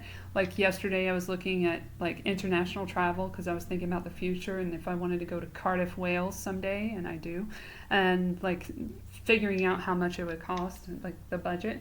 And I looked at like the COVID-19 restrictions in all the countries, and they're not really there anymore. But CDC had on their website that they have to, they put it out there. They got caught. So they're like, hey, give us your personal information. You're going to give it to the airport and they're going to give it to us. That's how it works now. This is going to continue. I'm like, how long is this going to continue? Because like, you know, they put things out there and they're like, temporary. We're going to do this temporarily and we're going to get rid of it eventually, phase it out. They don't ever do that. Security apparatuses, they don't do that. They didn't do that with, what was I just thinking? Fuck. They don't ever do that. The taxes. Like, taxes were supposed to be temporary. That was not true. Like, anytime they say temporary, you know they're bullshitting you. So, yeah, this is not a temporary move. Than a temporary government program. So you're just going to be on a list. Don't worry about it. It's for your safety. You know, it's a database, but it's fine. Don't worry about it. You know, we are protecting you. Trust the CDC that always tells the truth about everything, including monkeypox, which is totally not a scam at all, just like this. So, moving on. To lockdowns, like, lockdown was crazy, and that fucked a lot of people over. What I was realizing after the lockdowns ended and everything was like, this was on purpose. Obviously, it's controlled demolition of the economy. It's all connected. So that was the first step to getting us vaccine mandates and getting those in place, because if you didn't have them desperate to open, and they would do anything to open their doors, including sacrificing a lot of privacy and you know, goodwill with the public, that wouldn't have worked. They could not have gotten the vaccine mandates without the lockdowns. Lockdowns were instrumental. They were so important. And then they can be like, oh, well, we fucked up with the lockdowns. Oops. Our bad. Turns out those were really unhealthy for everybody, and they got people sick too. So it's two different things. It's ushering in the vaccine mandates, which people are going to want to do after they get sick when they come outside, after the lockdowns end. I have to figure this out. And then fucking over the businesses and everything and making it so that they have no choice but to comply. And if they don't, they lose their business, and that fucks up their world. So at the same time, you're getting people sick, continuing the pandemic, continuing the sickness, so that you can continue to offer the product as a solution, which is not a solution, which is also going to continue the scam and continue the disease. So that's what happened. That's a summary, pretty much, of what happened with that. That's a pretty good summary. Yeah. I'm not just a hat rack, my friend. Yeah, I do use it for thinking. So then there's this study that I was made aware of from Ricky Rants, who's really cool. And he was on a show at one point. I forgot which show, but I was watching it. I think it was Franco. I can't remember. But it was a long time ago. And he mentioned a study, and I looked it up, and I found it. And it's in China. So this is published December 1st, 2020, in the BMJ, which is now, like, persona non grata in the science industry, because they rejected a lot of misinformation and were labeled misinformation themselves in a lot of ways. But it was COVID-19 asymptomatic cases may not be infectious, Wuhan study indicates. And not only was this in Wuhan, but this had 10 million residents in the study. So you can't say oh, this isn't a very extensive study, there's not a big enough sample size. No, they identified 300 asymptomatic cases of COVID-19, none of which was infectious. A mass screening program of more than 10 million residents, so more than that. That's pretty large. That's pretty large. The asymptomatic positive rate was lowest in participants under age 17 and highest in those over 60. Further swab testing of 1,174 close contacts of the 300 asymptomatic positive cases were all negative. The study population included 34,424 people with a history of COVID-19, 107 of whom have been reinfected. So that was the gist of it. The finding is not genetically applicable. So this is not connected to like the doctors that we can't talk about and everything. Like, this is just a regular study that happened. And so that's interesting that they were always talking about like asymptomatic cases, we got to worry about it, and everybody wear a mask and blah, blah, blah. But it didn't really matter. It wasn't really that big of an issue. So then there's the whole thing about natural immunity that we're not supposed to talk about. We're supposed to get immunity with the vaccine and not with our bodies, not with the natural ways that we have of gaining that. And that's all like conspiracy theory now too. Is like you can't even save a natural immunity in some places, I'm sure. It's just bizarre because, I mean, are we supposed to pretend that humanity just didn't exist for thousands of years? Yeah. Prior to pharmaceuticals coming, I mean, even just from a historical perspective, why can't we just talk about how humanity managed to get along for a long time without drugs? This just seems like really basic. Yeah. Well, this is from Science. I don't know. I think I should trust the science, you know? Science.org, this article. Having SARS-CoV-2 once confers much greater immunity than a vaccine, but vaccination remains vital. They gotta put that at the end, of course. Like, gotta keep on track. This is from August 2021. Again, 2021 propaganda. August 26th. Israelis who had an infection were more protected against the Delta coronavirus variant than those who had an already highly effective COVID-19 vaccine. And you know what? When this came out, they're like, okay, we need another variant. And then all of a sudden, Omicron. Yeah, Omicron. And then I had this whole tweet about Omicron, the movie, which was insane, which they took off YouTube, but it was for copyright reasons, sure. And so I wasn't able to find it that way again. But I did put a clip on my timeline for a long time, and it kind of blew up a little bit, and people started to look at it. And it's literally like how the shit goes. Like, the movie is like anti-dystopia and anti-billionaires like running shit, and it's Italy. It's from 1970 something, and it's in black and white. It's very, you know, artsy, art housey kind of thing. It's an alien comes to Earth and is like, who should we fuck with? And they're like, oh, we have two tiers of people, like the people in charge and then the people that they are in charge of, but we can't get rid of either one of them because they're too essential. Like, you know, they serve a purpose. So if they don't have someone to step on, then they can't make their wealth. And then the other people need to rely on them to make their lives valuable or whatever. Like, that's, you know, basically like a plot consensus, like a plot summary of it. But it was kind of that part that I put in on Twitter, where I was showing the scene of them showing the cycle of abuse. And I was like, yay, it's just like here. That's funny that it's Omicron variant, and it's like literally what they're doing. So they have to have two segments of society to go against each other. And always be, you know, parasitic to one another, like relying on the other. So, absolutely.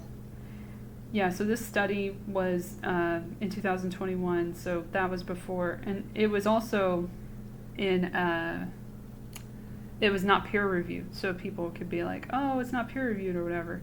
But then, when you have a peer-reviewed article sometimes, and you show it to the, you know, to the public and whatever, and then you're like, okay, this is peer-reviewed, you can't say anything now. But they're like, no, it's the wrong people or whatever, like, because they're not the right peers. Or if it's the mainstream media, they can have however many fucking preprints they want to get their narrative out. And I pointed it out on Twitter once, and they were like, oh, you just want something to complain about. I'm like, dude, this is what they do to us. I'm just doing what they do to me. I'm saying that it's not peer-reviewed, and it's not. So it's not worth my time. But anyway, you know, they cherry-pick things. That's what they do. And then, you know, the boosters came out. We were telling people forever, weren't we? Like, boosters are going to happen. Top-ups are going to happen in the UK, whatever. Like, It's going to happen. Watch it. You're going to have, like, 4 And then people were like, no, that's not true. That'll never happen. You're just a conspiracy theorist. Cut to. There's like 4 now. There's almost 5. I think there's 5, actually. It's hard to keep up. But there's like 5 fucking vaccines now. It's like the primary series, which doesn't do shit, apparently. And then the next one, which also doesn't really do anything but give you myocarditis, allegedly. And then the fourth one. And then there will be a 5th one at some point, I think. I think they were working on one. But anyway, they want to do it like semi-annually or whatever. Like, they said they weren't going to do that in the beginning. They lied. They've lied this entire time. And the WHO themselves said, this is from 2 minutes of an article, so it's pretty short. January 19, 2022. So this is pretty recently. This was 9 months ago. They said, WHO says no evidence healthy children, adolescents need COVID-19 boosters. There's also no evidence they need COVID-19 vaccines, but that's another story. It says there's no evidence at present that healthy children and adolescents need booster doses of COVID-19 vaccine. The World Health Organization's chief scientist, Soumya Swaminathan, said on Tuesday. Speaking at a news briefing, she said that while there seems to be some waning of vaccine immunity over time against the rapidly spreading Omicron variant of the coronavirus, more research needs to be done to ascertain who needs booster doses. There is no evidence right now that healthy children or healthy adolescents need boosters. No evidence at all, she said. Israel has begun offering boosters to children as young as 12. That's when this was. And then Germany became the latest country to recommend that all children between ages of 12 and 17 receive a booster shot. Hungary also did so. And then they said the WHO's top group of experts would meet later this week to discuss the specific question of how countries should consider giving boosters to their populations. The aim is to protect the most vulnerable, to protect those at highest risk of severe disease and dying. Those are our elderly populations, immunocompromised people with underlying conditions, but also healthcare workers, she said. So, yeah, that happened. Then the FDA came out. Again, same shit. This is from September 15, 2021. This is before that. And we got a little video here. COVID vaccine efficacy numbers explained. I think I'll pass. FDA says COVID-19 vaccines remain effective without boosters. So this was when they didn't need to sell the boosters yet. And they're like, don't worry about it. Agency scientists express skepticism that an apparent diminished protection is rendering the vaccines less effective. This is from the Wall Street Journal. And unfortunately, because there's a paywall, I can't really read it on here, but I have put it in the links, and if you have a phone, you should be able to use reader mode to read it. So check that out when you want. And it's hard to find any archived version of it. I don't know why, but it is. And I found one, and then I put a link there, and then it got destroyed. Like today, it did not work. So that's funny. Then the up-to-date shots. Then it wasn't like you're fully vaccinated. Oh, you're never going to be fully vaccinated. Then it's up-to-date, which we expected as well, that they would continue to do this. And actually there are 5 boosters for sure, because they have the new booster, which is from Pfizer and Moderna, I believe, which is, Omicron variant, I don't know, like tailored to tackle that or whatever, but it doesn't do anything. It's interesting. The boosters are almost, it's like a health tax, right? Yeah. Like you never get to stop. You just keep doing it indefinitely. It's like you never. And now you're supposed to do it with the flu shot. So the flu shot people, the people who don't do the flu shots are like, okay, I'm not doing that. But the people who do are like, oh, I guess I got to get my booster at the same time. Like, no. It's just really interesting. Like one of them contains, it might be the Johnson & Johnson one. You need to check it. It contains this thing called HPCD. It's an abbreviation for some, ridiculously long word. Mm-hmm. And the EPA calls it like a toxic chemical that threatens the environment. That's nice. But you have to inject yourself with it over and over again. It's It's really like taxes, except, worse because it's directly injected into your body. I just think it's fascinating. Like, it's like a government program, another government program you could never escape. Except the consequences just keep getting worse and worse. It's like the stakes are higher each time they roll something like this out. Yeah. Well, the next article is from good old Bloomberg Law, and it has our favorite person, Anthony Fauci, who is not at all guilty of any crimes against humanity at all. No, he's a totally upstanding citizen. Up-to-date shots encouraged over fully vaccinated. Fauci. January 4th, 2022, 3:35 p.m. Updated January 5th, 2022, 10:22 a.m. Omicron makes boosters necessary for optimal protection. CDC's yet to change definition on its website. I don't know if it ever did. I think it might have, but I can't remember. Federal health leaders are moving away from an emphasis on what constitutes being fully vaccinated against COVID-19 in favor of staying current with shots, like we're dogs and shit. We're using the terminology now, keeping your vaccinations up to date, rather than what fully vaccinated means. White House Chief Medical Advisor Anthony S. Fauci, who also has a web page, but let's not focus on that right now, said during a National Institutes of Health lecture Tuesday. Right now, optimal protection is with a third shot of an mRNA or a second shot of a J&J. So we don't have that anymore because it got taken off the market. The Centers for Disease Control and Prevention, the prevention is silent. The P in prevention is silent. I don't know why, but they never say the P, and I always point that out. Like CDC, the control is the most important part, not the prevention, apparently. So they show that right to you. Called Tuesday for third shots of Pfizer-BioNTech COVID-19 vaccine to be administered within 5 months of the initial 2-shot series, shortening the time frame before a booster by a month. A CDC advisory panel is expected to recommend boosters for teenagers in a meeting Wednesday. We all know that happened. And then it gets into more detail on that. And on the side, they have these other related articles, and one of them it says, CDC recommends Pfizer booster 5 months after initial shots. It's January 4th. That's the second part of this one. Third Pfizer-BioNTech dose is key to fight Omicron spread. December 8th, 2021. Moderna's third dose boosts antibodies against Omicron. That's news to me. December 20th, 2021. 2 doses of J&J's vaccine slashed Omicron hospital stays. December 30th, 2021. And mRNA vaccines will require 3 doses from start. Fauci predicts September 22nd, 2021. He's just such a great predictor. They predict so much good stuff. And then I also wanted to bring up the pregnant women part. And I will never say pregnant people, because if you can have a baby, you're a woman. I'm sorry, that's how that works. That's biology. Yep. I don't want to get into semantics. It's biology. Men cannot have babies. When they can, I'll start calling them people. But for now, I'm to keep it women.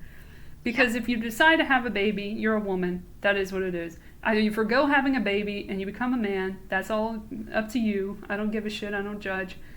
And then you'll be a man. Cool. You're a man. I'll call you that. But if you can have a baby, you're a fucking woman. Shut up. Yep.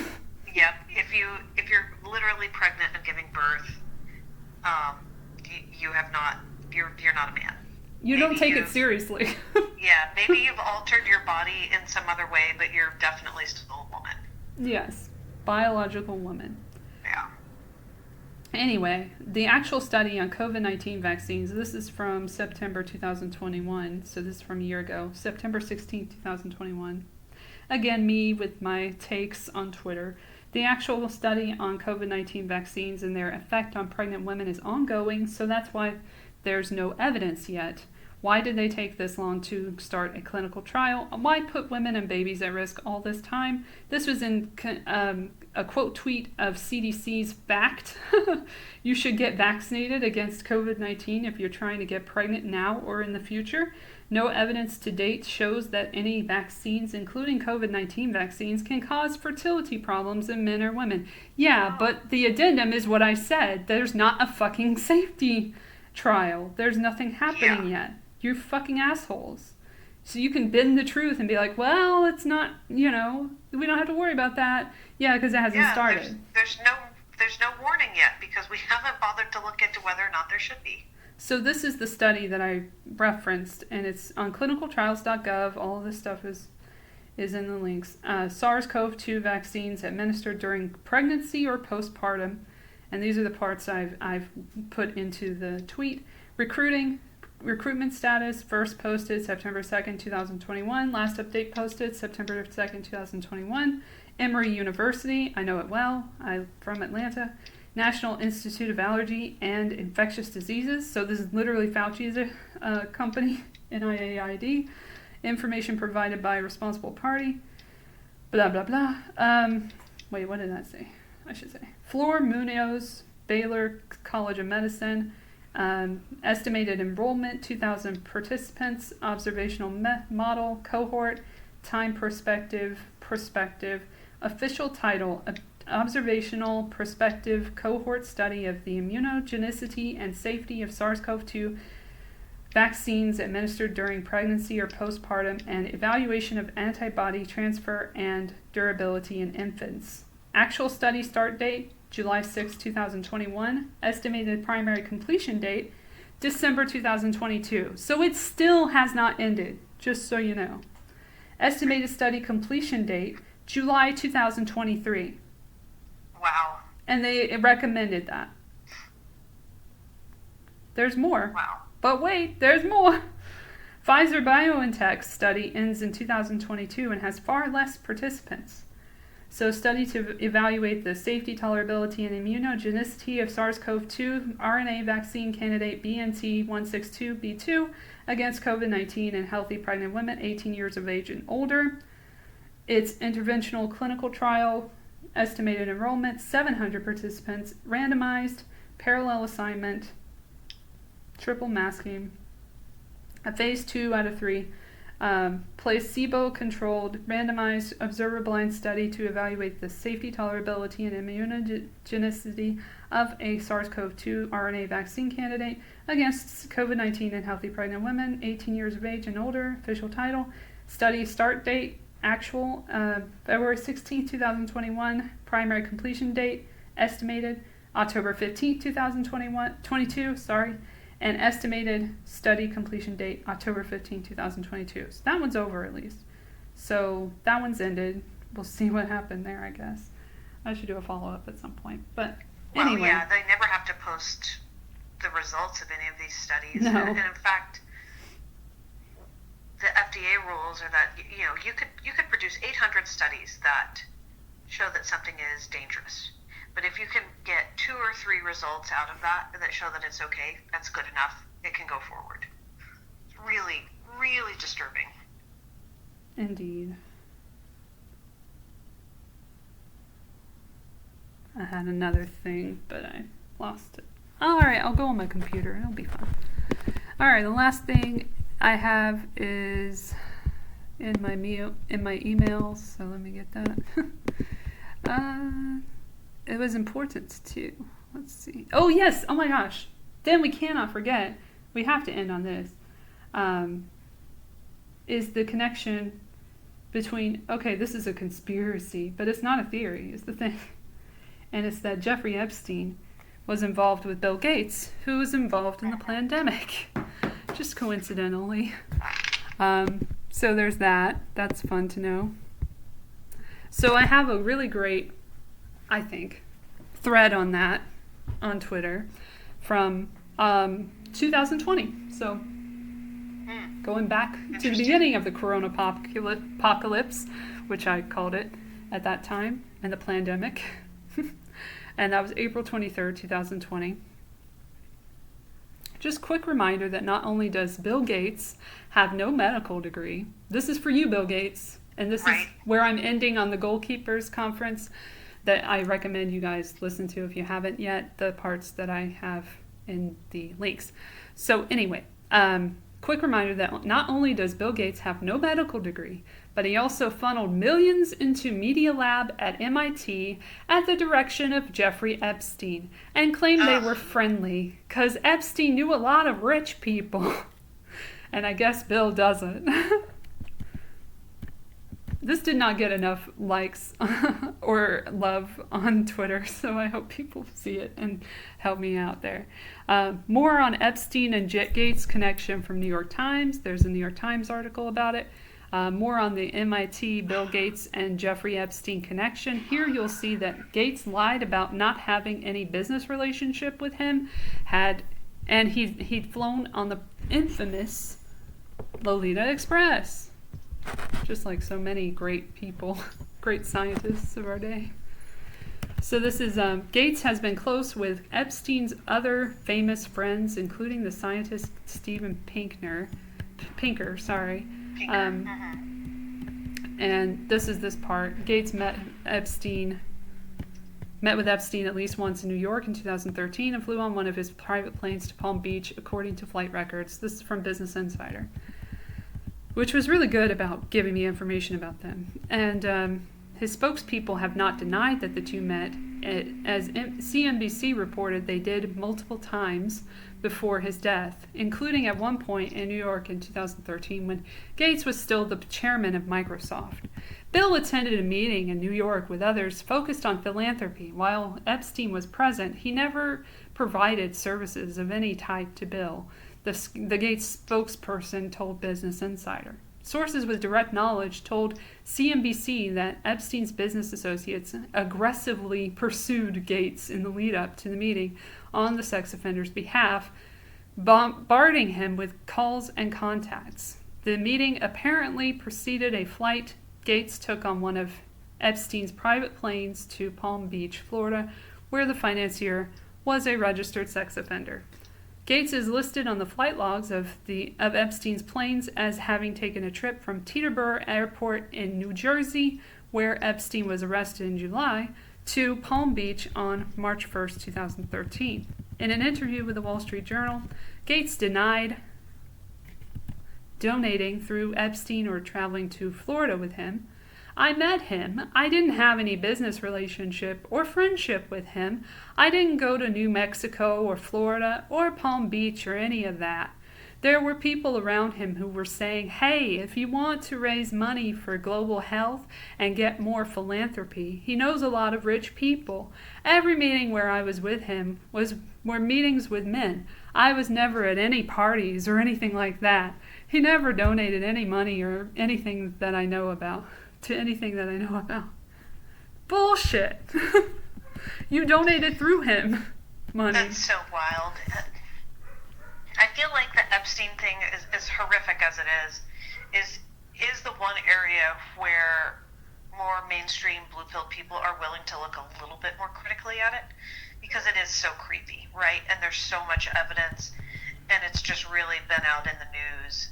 So even if people aren't totally red-pilled by it, I feel like it is sort of like the gateway drug into getting totally red-pilled on all of this stuff, because nobody likes international sex trafficking of children. No. At least there's that. Yeah. At least we could say that nobody likes that. There's more. Here's the rest of it about Pinker. The social scientist and psychologist Steven Pinker has been pictured seated next to Epstein at a dinner before and joins a long list of influential scientists and researchers who had ties to the convicted sex offender. And again, we have to reiterate that he was a sex offender before they met. 2013, which is not when they first met, according to Whitney Webb, who knows a lot about Bill Gates and Jeffrey Epstein, if you want to look further. Yeah, she's great. But they met in 2013, which was after his conviction, many years after. So that he knew what he would know. Come on, you got to do a background check on people before you work with them or collaborate with them or meet with them. Like, that's just, you just do that. That's common courtesy. But anyway, Pinker also flew on Epstein's private plane that was nicknamed the Lolita Express, since his accusers testified that they were sex trafficked on it. Pinker is Gates' favorite author, and the multi-billionaire helped propel of the scientist's writing to commercial success. I think they mean propel the, but I always like to nitpick about typos and stuff on these things. Given that Epstein surrounded himself with people who were renowned for their intelligence along with their bank accounts and social standing, it's no surprise that he and Gates ran in the same circles. I love how they try to, like, rehabilitate him at the end of the article. That's funny. Right. Or had meetings with each other in the room. You know, he's not paying our salary, just leave him alone. Of course, at the times he encountered Gates, he was convicted pedophile. He was convicted pedophile. There's no A. So he was convicted pedophile. But as the last few years of his life illustrated, that never stopped Epstein from living lavishly and wielding his power, neither did the U.S. media, but okay, and influence. The emails obtained by the New Yorker suggest there may have been an even closer connection between the two than previously known. But we're not going to get into that here, because that's the end of the article. That's so funny. I love reading how, like, they justify things, like, at the end. Like, they know no one's going to read to the end. Well, normal people don't. I do. But they're like, okay, I have to say this because my editor makes me. You know, let me say this part. All right, here we go. Addendum. And then, you know, that interview, that infamous interview that he did recently where he was asked about Epstein, and he was like, oh, it's a good thing he's dead now. Well, he's dead now, so it's not even a problem. Don't worry about it. Right. That's nothing to be concerned about. Pay no attention. He died. Yeah, the controversy didn't die. All of his clients are still out there just, like, running wild. Yeah. With no accountability. It's one of the first conspiracies that only has one person convicted. Well, two, technically, but he died, so... Died, allegedly. Whatever. Killed. Allegedly not suicide. And not... I don't know if I believe that he's dead at this point. Like, I'm one of those people. Like, I need a real body. I'm morbid like that. Right. I know, it's also influenced by, well, I have actual evidence that I've seen of his island after he died that makes me suspicious more so of that theory and how right it could be, because there was a lot of activity on the island after he died that can't be explained other than, like, something's going on here. Who's paying these people? I think it's also likely that people were very busy trying to cover up evidence and anything. They were, and we saw it in real time on this wonderful video series of drones from Rusty Shackelford. Shout out to you. Who's a little QE, but not too QE. So I just watched the videos, and he left it up to us to see what was going on. But he was on that island, and, you know, with the drone, and they were trying to hide evidence, the FBI, during the raid, and there was a missing ambulance, which was very strange. Like, things were happening that could not be explained other than things were moved around. Computer disappeared and came back. It was weird. Maybe it didn't come back, actually. I don't remember. But they, like, put a cardboard box, like, they folded it and put it on the window to get away from the drone.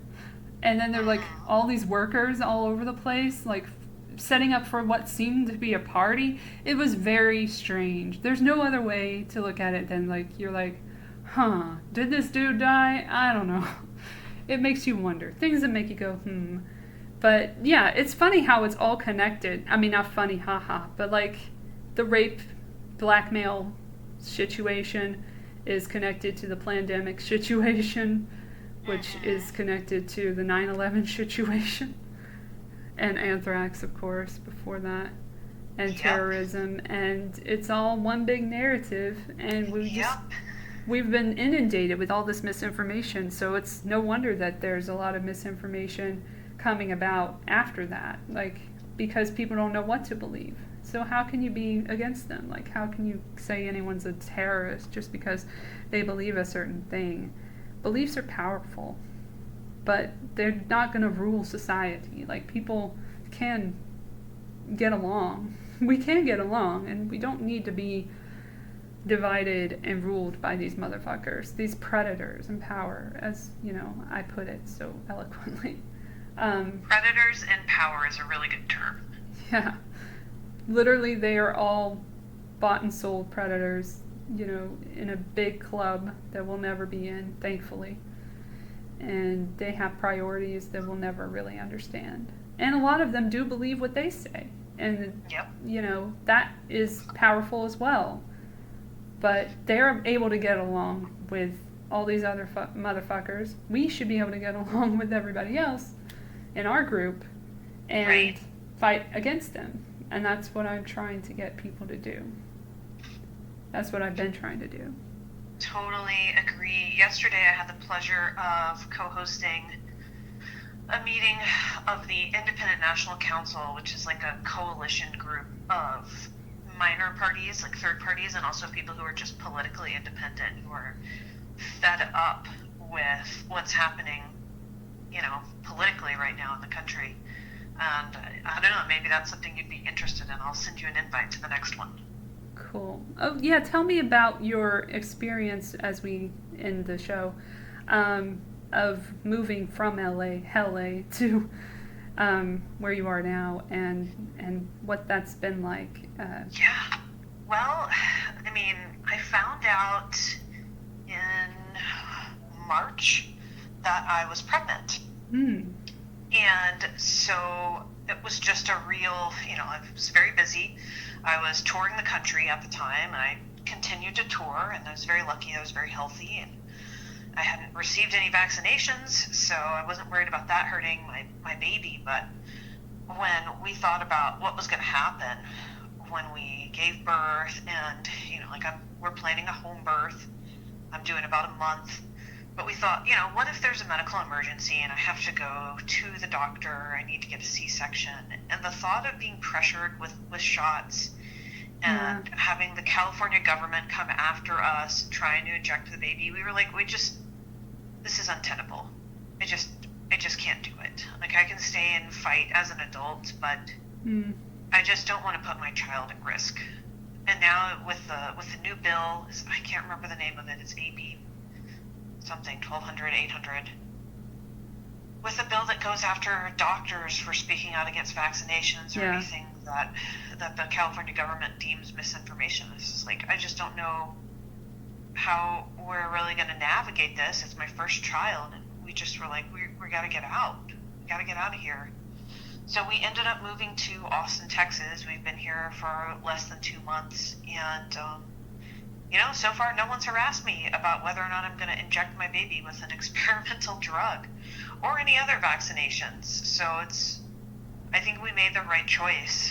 It was a little bit frustrating to have to kind of pack up and leave, because I was in the middle, obviously, of working really hard on reforming LA, and I was incredibly impressed with the progress we've made. I mean, there's like 11 million people in LA County. And to be able to make positive changes with a group of a few thousand people is like remarkable. But, you know, let that encourage everyone else that you might be the minority, but if you work really hard and you know how to network and you know how to apply leverage and pressure, like you can do a lot. So I encourage everybody else who's in LA and fighting, like, keep up the fight, because it is worth it. Yeah. It's like a very worthwhile thing to do. I agree. Yeah, I've been fighting since 2020. Right. Before anyone really even thought about it in the way that I was thinking about it, and just it sucks to be right. You don't want to be right about this shit. Like, this is the worst thing to be right about, because it's literally the apocalypse, because you're learning so much about society and what's happening, and your eyes are opened finally. That's what an apocalypse is. It's not like the end of something, it's the beginning of something. So this is a new era of enlightenment for a lot of us, and we've got to navigate that well, and we've got to do it together. We can't do it alone. We have to be in strong numbers, and we can't get co-opted. We can't get, you know, snippety at each other. Like, there's just too much of them their relationship is too tight. They probably have sex with each other. I don't know what they do, but like, I wouldn't be surprised. But there's probably orgies and shit. But anyway, like, they're too tight together, tightly knit, that we have to be as tightly knit as they are, or we're not gonna succeed. And some of that is because there is a lot of division going on in the pop culture and the like Kanye West shit and like just things that they throw at us, Nazis, Ukraine, and student loans, get everybody upset, abortion, bodily autonomy. Oh, now you care about bodily autonomy because you didn't before. But once you did the vaccine mandates, there's never going to be bodily autonomy after that. And that happened a long, long time ago, technically, that smallpox and all that. And in Lancashire, whatever it's called, in the UK, a long, long time ago, it happened that there was forced vaccination. So once that's allowed, there's no bodily autonomy. So there was never going to be bodily autonomy. So you shouldn't be surprised when things happen that you don't agree with. You should be on the side of bodily autonomy in the first place. You picked the wrong side. The people who are upset about it now, who don't, have so many things to say about anti-vax people or whatever they perceive to be anti-vax people, you know what? I'm not laughing at them. I'm not judging them. I'm not angry at them. I'm just disappointed in them because they should have been there with us. They should not have been against us. And I will go against those people and be like, you weren't there for me. I don't appreciate you being there for me now when you weren't there for me before, when it really counted for everyone to be on the same page.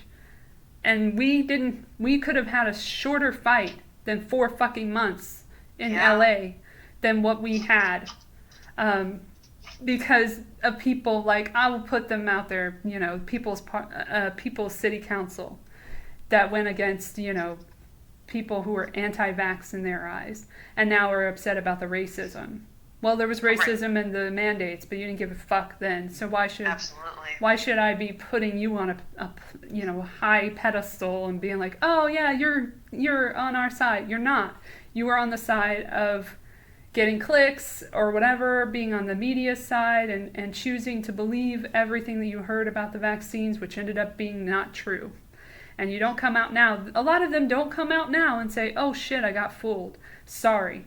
Because everybody wants to be right about everything. And when they're wrong, they're quiet as a mouse. They're very, very vocal when they're wrong in the first place and they get told that they're wrong. And they're like, no, I'm right. And then when you point out that they were wrong the whole time, they're like, well, I'm not going to say anything. Right. Well, that's all in the past now. Well, what about Trump? Well, what about Ukraine? It's always something else that they're going to be angry about.